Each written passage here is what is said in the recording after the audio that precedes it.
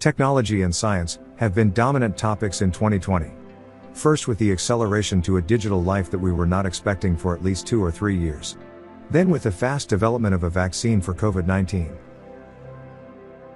In between, we all watched the important missions to space, a COVID-free environment.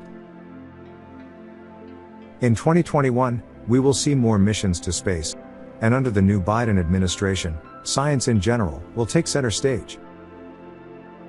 Right before the outbreak of the pandemic, we listened to a short interview that Neil DeGrasse Tyson gave to Ron Nirenberg, the mayor of San Antonio in Texas.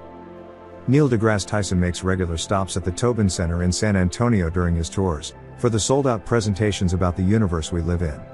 The interview is relevant today as it was then. Let's take a listen. In a society that does not value the STEM fields, science, technology, engineering, and math, you are basically bankrupting the future of your economy. Now, let me recast that. If you support STEM fields, you are contributing to what will be tomorrow's growth economies. And if you care about the wealth of your nation, then you should then care about STEM fields in every way, in the educational pipeline, in government investments, private investments, all of this combined. And we've known since the Industrial Revolution and before how potent those investments can be on the wealth of a nation, and not only the wealth, but also your health and especially your security. And I tend to think that in modern times, what do Americans care most about? Your health, your wealth, and your security. And so if you reject science, the methods and tools of science and the discoveries of science, that's a different country. That's not the country I grew up in. That's a country that is ready to just not participate on the moving frontier of civilization. What you can do is embrace curiosity.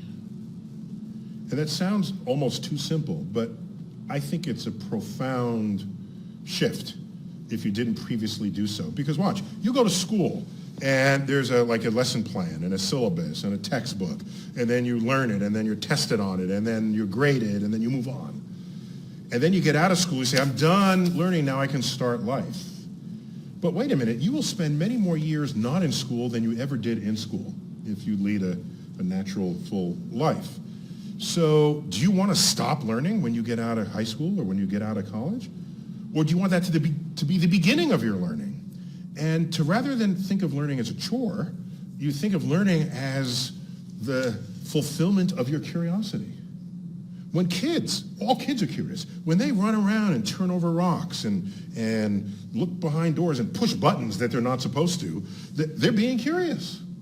And they're not thinking this is a chore, I have to learn what's under the rock. No, that is an expression of a drive to discover something today that they didn't know yesterday.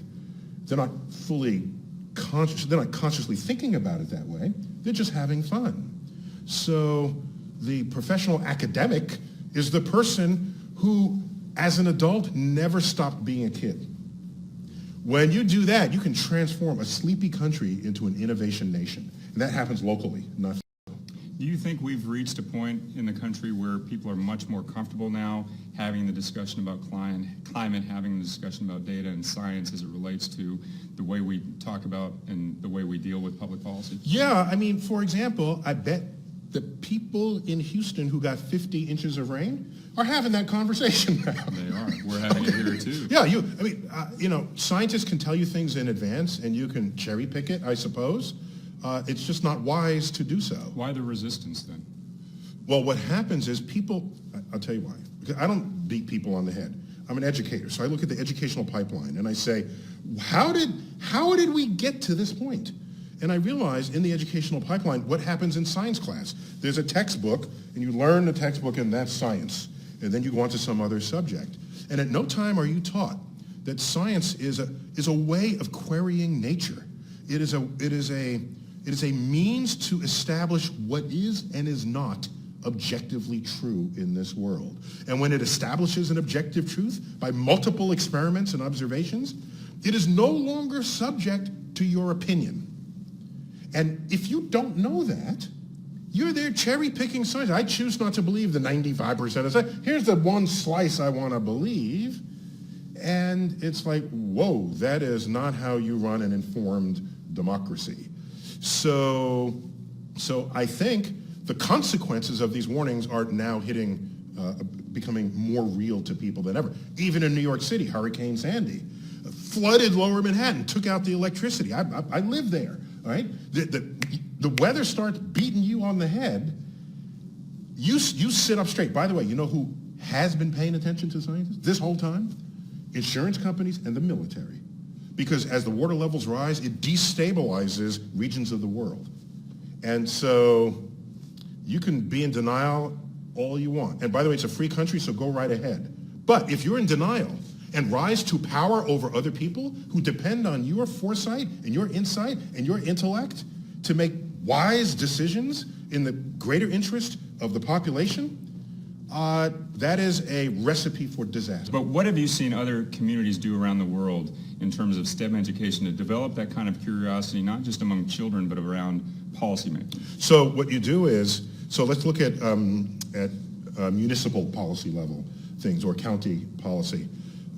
Most counties have, well, I don't say most counties, but many counties have big cities somewhere in them, and a big city is going to have cultural institutions, be they museums, a planetarium, an art museum, this sort of thing. And so the cities that care about stimulating curiosity outside of the lesson plan in the classroom, they have cross-pollinating relationships among all the cultural institutions that they have, over which they have oversight. So there's a day where the admissions cost is free or very low. There's a day where there's school programs that are promoted. What you could do is say, here's a wonderful museum, and I work in a museum, so maybe I'm biased here, but I see school groups come in, and in the summer, camp groups come in.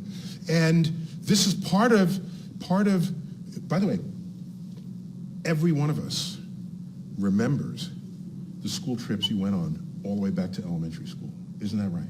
That's right. You remember it. Even if you don't even remember the name of the teacher or what the subject was that it was surrounding, but you remembered leaving school, going on a class trip. I remember visiting the fire department and the post office and just these things that were in the neighborhood. Research and education has shown that you remember these trips long into adulthood. And so as a city, what you will want, I don't want to tell you how to run a city. I've never run a city, okay?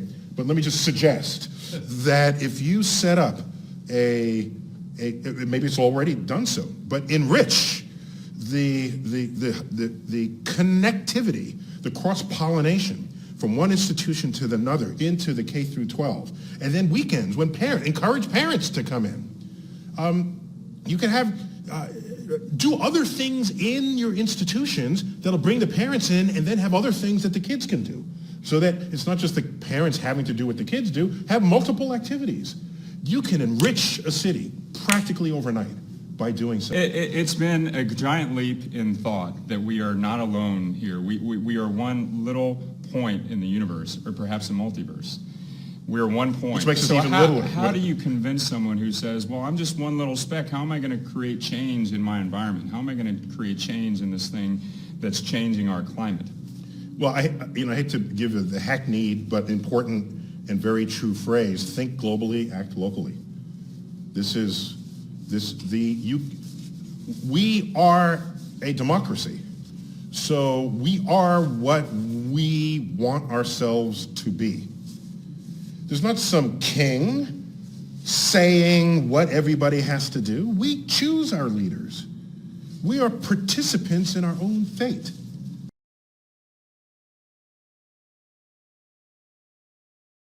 There's good argument, theoretical argument, to suggest that everything we know as our universe is just one of some higher number of universes, possibly infinite, which is part of a system that we might call the multiverse. And curiously, if that's the case, then if there's an infinite number of them, then every possible combination of atoms manifests in these universes. So there could be there could be a universe in which we're having this conversation, except you're the astrophysicist and I'm the mayor, but everything else is the same for example. And so this is it's an intriguing philosophical point, and I think there's a lot of places to explore that cinematically as science fiction until the one day when we actually confirm that there is or is not a multiverse.